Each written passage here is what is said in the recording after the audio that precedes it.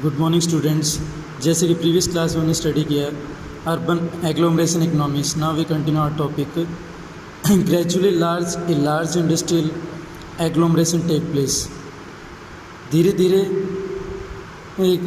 एक बड़ा industrial agglomeration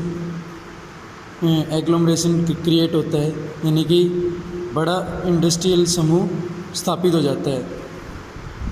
in the pre independence period most manufacturing units were located in places from the point of view of overseas states such as Mumbai, Kolkata, Chennai etcetera.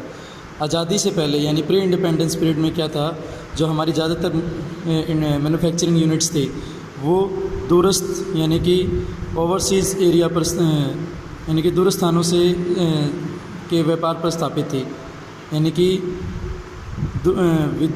विदेशों से किए गए व्यापार पर उनको स्थापित किया गया था, जिसमें कि मुंबई, कोलकाता और चेन्नई को शामिल किया गया।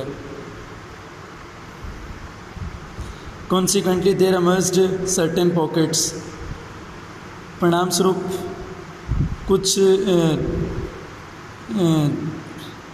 पॉकेट्स इंडस्ट्री की डेवलप हुई। Consequently, there emerged certain pockets of industrial developed urban centers surrounded by huge agriculture, rural hinterland। यानी कि कुछ नगर यानी कि कुछ अर्बन सेंटर्स में इंडस्ट्रियल सेंटर्स डेवलप हुए, और वो इंडस्ट्रियल सेंटर्स जो कि ह्यूज एग्रीकल्चरल रूरल लैंड द्वारा घिरे हुए थे, ह्यूज एग्रीकल्चरल रूरल लैंड के हिंटरलैंड से घिरे हुए थे। यानी कि इस डेवलप्ड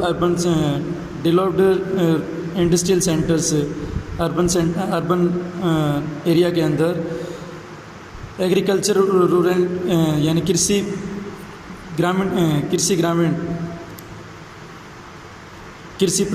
प्रदेश से घिरे हुए थे। Industry market linkage. इंडस्ट्री का मार्केट से क्या लिंकेज होता है, इंडस्ट्री मार्केट का किस तरह का रिलेशन होता है। जैसे कि स्टार्टिंग होती है, सबसे पहले हम इनपुट डालते हैं, इनपुट के अंदर रॉ मटेरियल और कंपोनेंट्स पार्ट्स को ऐड करते हैं। उसके बाद फैक्टर्स ऑफ प्रोडक्शन में हम ऐड करते हैं land, labour, capital, entrepreneur, infrastructure.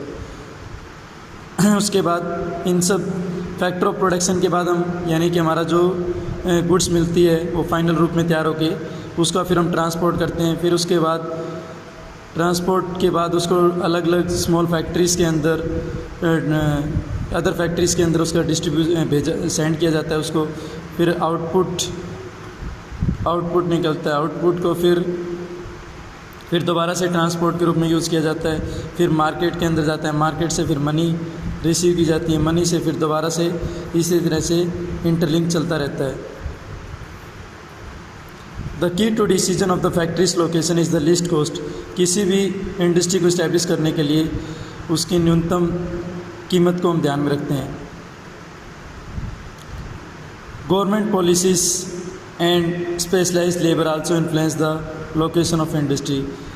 Government policy और स्पेशलाइज्ड जो लेबर होते हैं, विशिष्ट मजदूर जो होते हैं, वो भी इंडस्ट्री की लोकेशन को स्थापित करने में उसे प्रभावित करते हैं।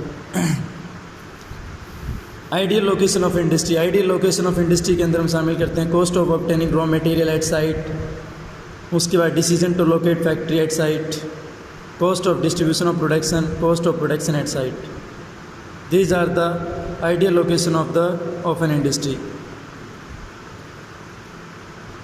क्लासिफिकेशन ऑफ इंडस्ट्री के अंदर इंडस्ट्री में भी क्लासिफाइड एज फॉलोस। इंडस्ट्री को इस प्रकार से क्लासीफाई कर सकते हैं on the basis of source of raw material, यानी कि हम किस प्रकार का रॉ मटेरियल यूज़ करते हैं, जिसमें कि एग्रो बेस्ड यानी कि एग्रीकल्चर पर बेस्ड जो इंडस्ट्री है हमारी, cotton, wool, jute, silk, textile, rubber and sugar, tea, coffee, edible oil. Then mineral based industry के अंदर iron and steel, cement, aluminium, machines, tools, petrochemicals,